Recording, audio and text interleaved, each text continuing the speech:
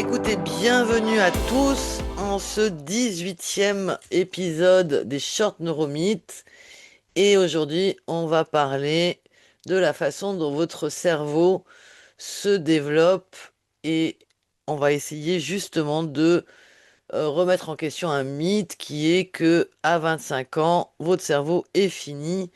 Et en fait, les neurosciences et les nouvelles découvertes nous apprennent, vous en doutez bien, puisque c'est un short neuromythe et qu'on est là pour casser les fausses croyances, que c'est faux. Et donc, je vous invite à découvrir cet épisode.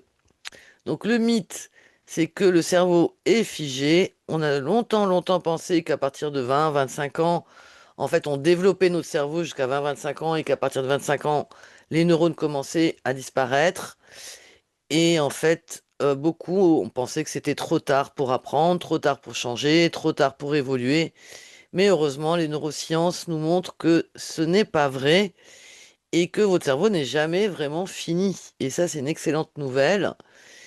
Alors, avant de parler du cerveau qui arrête de se développer à 25 ans, j'aimerais vous expliquer pourquoi nous, humains, notre cerveau n'est pas fini à la naissance.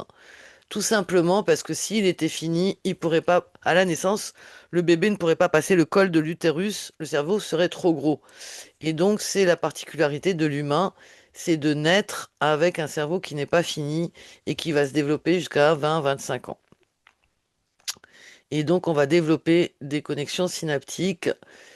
Et donc, par la suite, la bonne nouvelle, c'est qu'on peut continuer à produire des neurones et des connexions synaptiques. Et c'est grâce à ça qu'on a une grande qualité qui s'appelle la neuroplasticité. C'est qu'on peut changer des habitudes, on peut apprendre des nouvelles choses à partir du moment où on continue de produire des nouveaux neurones.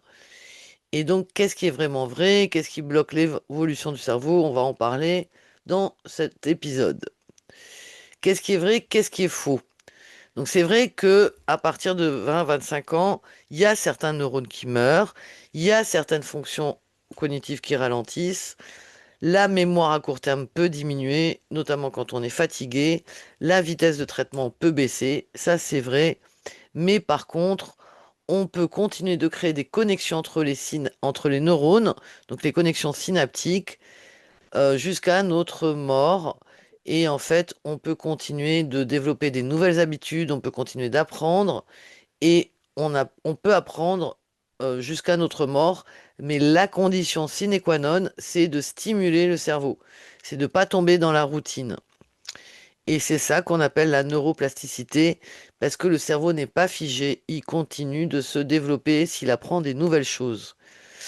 Et la plasticité, c'est ce qui permet de contrer les automatismes, la routine, les habitudes. Et en fait, la plasticité neuronale va dépendre de l'attention qu'on porte sur les événements, les émotions vécues et la répétition des expériences.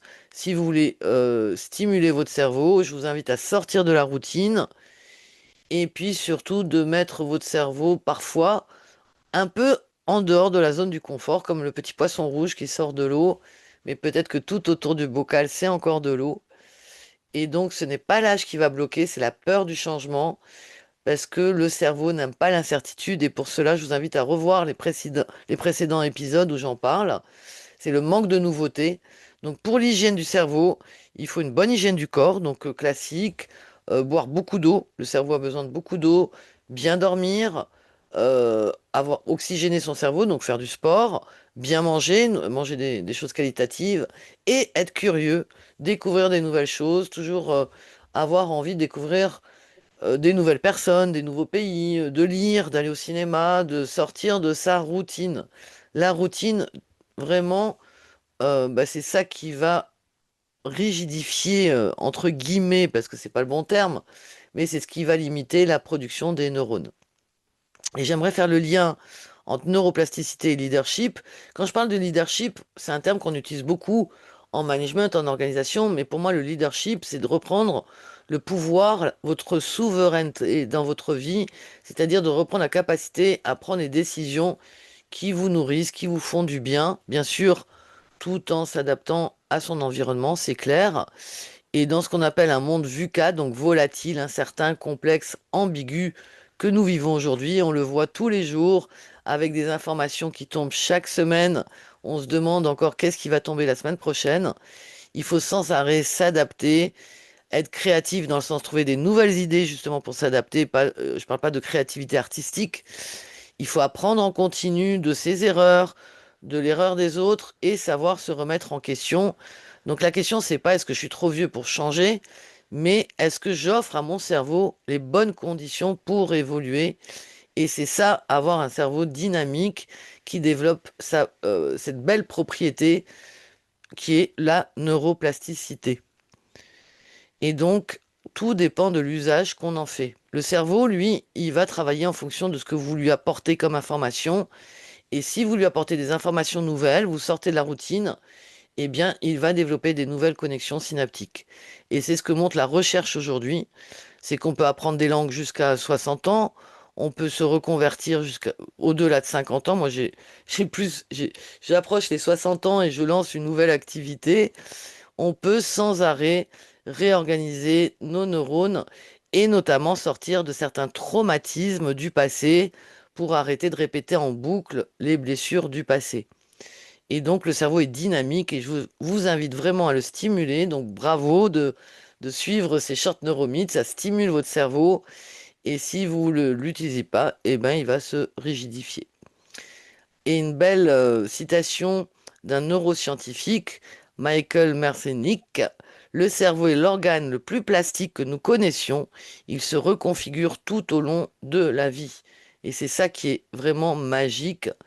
Et non, donc en conclusion, le cerveau n'est pas fini à 25 ans, c'est un neuromythe.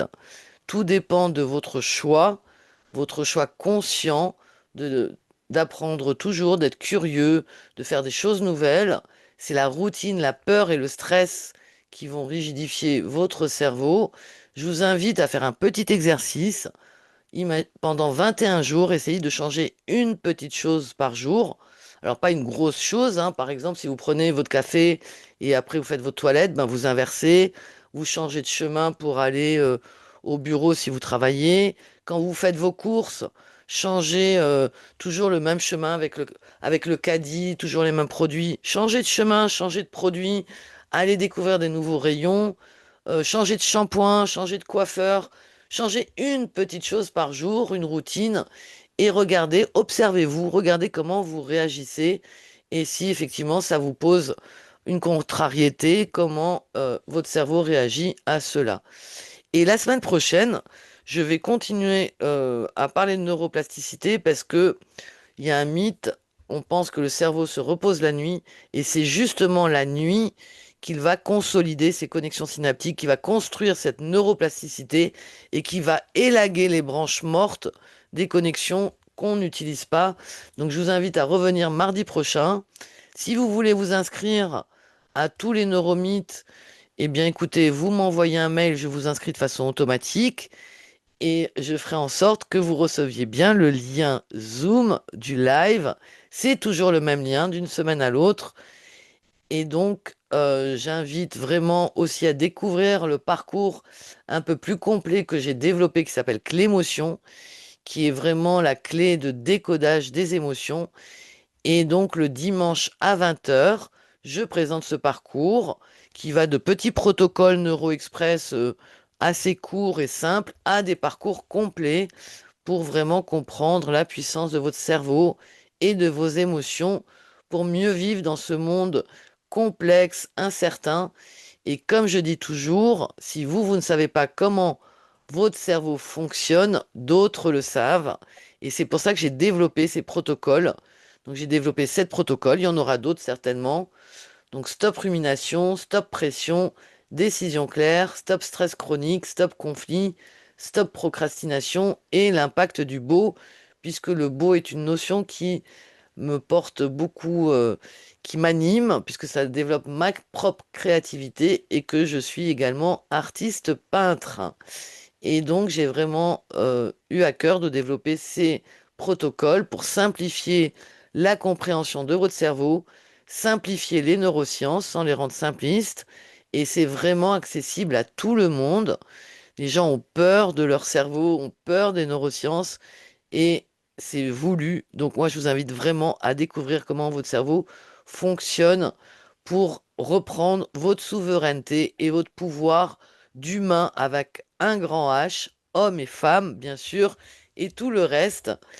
Donc, je vais maintenant remercier toutes les personnes qui sont en live. Et pour les remercier, je leur offre un peu de mon temps pour répondre aux différentes questions. Et bien sûr, toutes les personnes qui regardent en replay, mettez-moi un petit pouce, commentez parce que ça fait monter l'algorithme, partagez cette playlist. C'est vraiment une playlist qui fait du bien au cerveau, qui fait du bien à votre vie. Et c'est gratuit, donc partagez au plus grand nombre. Voilà, bah écoutez, je vous dis merci et je vais donc maintenant arrêter l'enregistrement pour permettre l'interaction. Ben, merci.